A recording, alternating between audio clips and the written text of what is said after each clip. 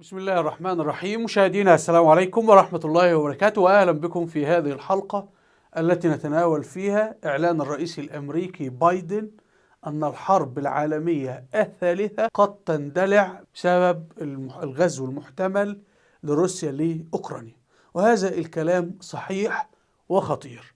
تعالوا نبدأ ونبدأ بتصريحات بايدن. إنها حرب عالمية. عندما يتبادل الأمريكيون والروس إطلاق النار سنكون في عالم مختلف. على المواطنين الأمريكيين المغادرة الآن، فنحن نتعامل مع أحد أكبر الجيوش في العالم، ومن الوارد أن تتفاقم الأمور بسرعة.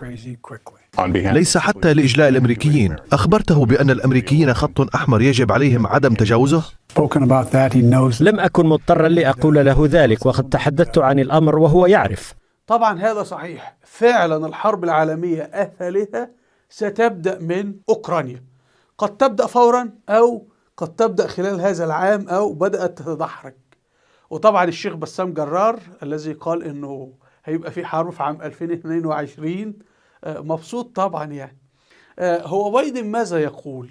يقول نحن كجيش أمريكي لن ندافع عن أوكرانيا حتى لا تندلع الحرب العالمية الثالثة. يعني أنا خايف من اندلاع هذه الحرب فأتجنبها بعدم أن الجيش الأمريكي لا يدخل في هذه المواجهة. هذا هو بالضبط ما يؤدي إلى الحرب العالمية الثالثة، لأن بايدن لو سياسته صحيحة يرسل قوات أمريكية لأوكرانيا تقوم روسيا تخاف. إنما ما الذي سيحدث الآن؟ وإحنا هنأتي للتطورات الميدانية في أوكرانيا.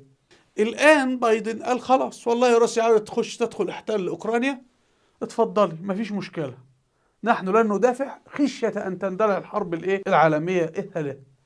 في الناحية الأخرى الصين تقول لك طب والله ما أنا احتل تايوان وقد ضمنت يعني أن أمريكا لن تتدخل لإنقاذ تايوان خشية أن تندلع الحرب العالمية الثالثة. فالآن أمريكا بكل وضوح بتقول يا جماعة إذا أنت دولة ليس لي قوات عندك فأنا لن أدافع عنك. فهتبدأ روسيا والصين تنظر في الدول التي ليست فيها قوات، وهتبدأ روسيا مثلا تحاول تدخل جورجيا، تحاول تدخل أذربيجان، تحاول تدخل أرمينيا وتحتلها. ما هي ده معنى السياسة الأمريكية. وهتبدأ روسيا والصين تتعملقان وتتشجعان. هذا بمرور الوقت قد يؤدي الآن أو بعد فترة إلى اندلاع الحرب العالمية الثالثة، لأنه قاعدة يا فرعون اللي فرعنك؟ قال والله ما لقيتش حد يلمني. فروسيا والصين حالا بيقول لك احنا مش لاقيين حد يلمنا يا جماعة. هنا هوت كما تشاهدون الصين طبعا هتتشجع فورا بعد احتلال أوكرانيا وتحتل تايوان. والصين أصلا كل هذه المناطق جزر فيها قواعد عسكرية صينية، فربما تقوم الصين بإغلاق بحر الصين الجنوبي وتقول لك، وهي بتقول الصين هذه أرض صينية، وتبدأ تفرض رسوم وتعرقل التجارة الدولية إلى آخره. يعني شيئا فشيئا هتتوسع الصين. وطبعا هنا يا جماعة لو الصين، احنا هنا جزيرة جوامي الأمريكية، فالصين هتظل تتوسع لحد ما تخبط في أمريكا. وهنا حضراتكم اليابان، وهنا الفلبين، وهنا أندونيسيا. يعني احنا كده الأمريكان بيشجعوا عمليا أن الحرب العالمية الثالثة تقوم. هكذا هي الدول في نهايتها كما يقول الجنرال بريطاني جلوب باشا بتخاف من الحرب. والدول لما تكون شابة وقوية تمجد الحرب. انظر مثلا يقول لك خالد بن الوليد، عمرو بن العاص، عمر بن الخطاب، سعد بن أبي وقاص. طب لما تكون الدول في حالة انهيار تشتم اللي يورطوها في حرب. يعني يقول لك حسني مبارك في مصر 30 عاما من الاستقرار والسلام. مثلا الدولة العثمانية وزير الحربية أنور باشا والجماعة اللي دخلوها في الحرب العالمية الأولى تقول لك الله يخرب بيتهم، ورطونا في مصيبة اللي دخلنا الحرب. فتعرف دي تفكير أمة في مرحلة الانهيار، يعني اللي هو بيعمله بايدن حاليا. طيب طبعا تشوف مثلا غزة يقول لك لا احنا نحارب وبتاع. يا عم انت غزة قد كده يا عم، تلم يا عم، وحد شايفك على الخريطة؟ ليه؟ لأنها أمة شابة. الصين تقول إن هذا الخط كل ما داخل هذا الخط أرضي، وبالتالي الصين يا جماعة ممكن تحتل بروناي، ودي بلد إسلامي غني جدا بالبترول، ممكن تحتل ماليزيا وأندونيسيا، وممكن تحتل الفلبين. يعني هتبدأ الصين الفلبين فيها قوات أمريكية فممكن تأجلها. بس الصين كما نشاهد هتبدأ تتعملق بسبب التشجيع الأمريكي. تعالوا الآن للتحركات الميدانية. واضح أنه الرئيس الروسي بوتين أخبر أمريكا: يا أمريكا احنا جيشنا يدخل خلال الأيام القادمة أوكرانيا، فاتفضلي اسحبي أي مواطنين أمريكان لك حتى لا يحدث أي خطر لهم. انظروا كيف يجري التفاهم على احتلال دولة. فخرج المسؤولين الأمريكان قالوا: والله أي مواطن أمريكي يلا اخرج. كل الدول الأوروبية: اخرجوا يا جماعة، الحرب هتشتغل. روسيا أبلغتنا أن الحرب هتشتغل. حرب بالإخطار، المفروض الحرب تكون مبغتة فجأة. يريك الخيانة اللي أوروبا والغرب والأمريكان بيفعلونها في أوكرانيا. لا ضموها في حلف الناتو ولا دافعوا عنها ولا أي شيء. هنا بلينكن يتوقع غزوا روسيا لأوكرانيا في أي وقت، وبايدن يحذر من حرب عالمية. وهنا في الجزيرة عاجل بلومبيرج عن مسؤولين: خطوة روسيا بغزو أوكرانيا قد تبدأ يوم الثلاثاء المقبل، يعني باقي 48 ساعة يعني، وقد تكون من دونباس أو باستهداف العاصمة كييف. وهنا في عاجل CNN عن مصادر: الولايات المتحدة تخطط لسحب مراقبيها العاملين في أوكرانيا ضمن بعثة منظمة الأمن والتعاون. أمريكا لها خبراء عسكريين بتسحبهم. هنا مستشار الأمن القومي الأمريكي: احتمالات كبيرة بأن يشمل الاجتياح الروسي مدنا كبيرة في أوكرانيا بما فيها العاصمة كييف.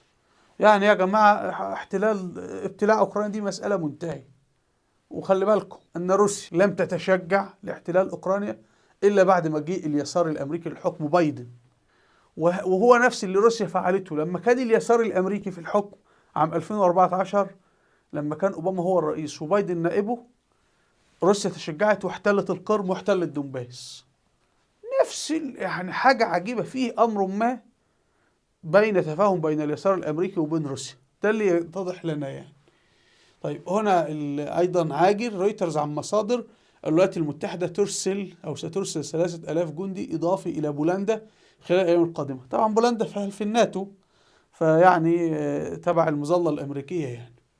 طيب هنا أيضا عاجل البنتاجون: القوات الأمريكية الإضافية ستبلغ 5000 جندي ستساهم بردع أي عدوان محتمل على الجناح الشرقي للناتو. طبعا البعض بيقول إن أمريكا مستفيدة من حرب أوكرانيا، إن هي أدبت دول أوروبا. نظرتهم بولندا وألمانيا تعالى يا ولد ادخلوا الحظيرة الأمريكية. لأن الولد ماكرون رئيس فرنسا كان بيحاول يتفق مع الألمان نعمل جيش أوروبي موحد ونواجه الروس. قال له: بس يا حبيبي يلا ممكن. ليه الأمريكان يشجعون روسيا بهذا الشكل؟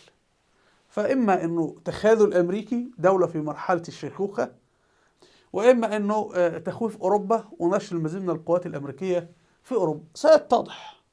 طيب هنا يا جماعة الخريطة كما نشاهد انتشار القوات. الدول اللي باللون اللبني ولا السماوي، أنا ما بفهمش في الألوان أوي، دول حلف الناتو. فكما نشاهد أن حلف الناتو بيحاصر روسيا منين؟ استونيا، وبيحاصرها من لاتفيا ومن ليتوانيا مع روسيا البيضاء ومن بولندا. طبعا أوكرانيا أرض متروكة يعني، ومن المجر ومن سلوفاكيا ومن رومانيا، وطبعا هنا بلغاريا وتركيا. فنلندا فيها قوات أمريكية. طيب روسيا أصلا اللي تبعها إيه؟ تبعها روسيا البيضاء، تعتبر مستعمرة روسية وفيها قوات روسية وكل حاجة. وفي مولدافيا، دولة مولدافيا هذه في قوات روسية ومواطنين روس. وروسيا طبعا دخلت احتلت شبه جزيرة القرم واحتلت دونباس.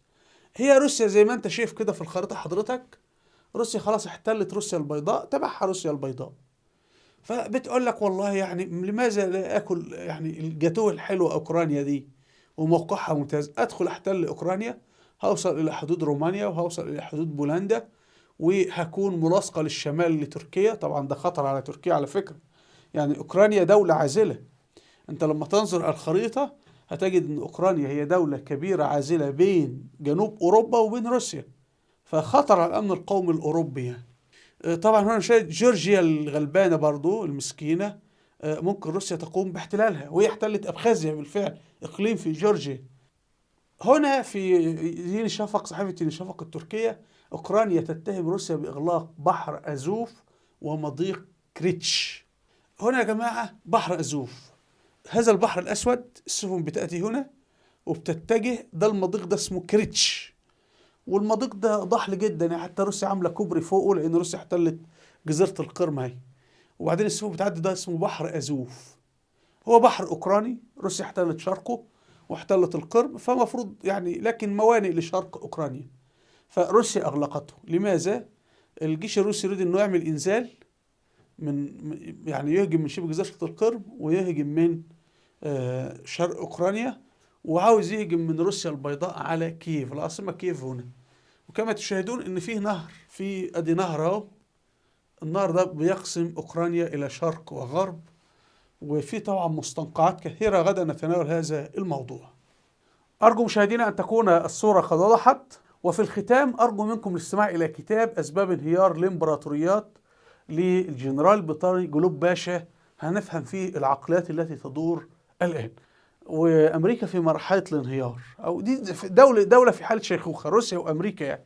بوتين أعطاها مقويات لكنه لن يوقف التدهور، ما إن يتوفى بوتين أو يزع عن الحكم هتكمل روسيا مرحلة الشيخوخة. هنفهم هذا الكلام من كتاب الجنرال البريطاني جلوب باشا أسباب الانهيار الإمبراطوريات والدول الكبرى، أرجو الاستماع إليه. وهنا فهرس بفيديوهاتي على اليوتيوب، أرجو مشاهدتها. أسفل الفيديو رابط صفحتي على الفيسبوك وتويتر.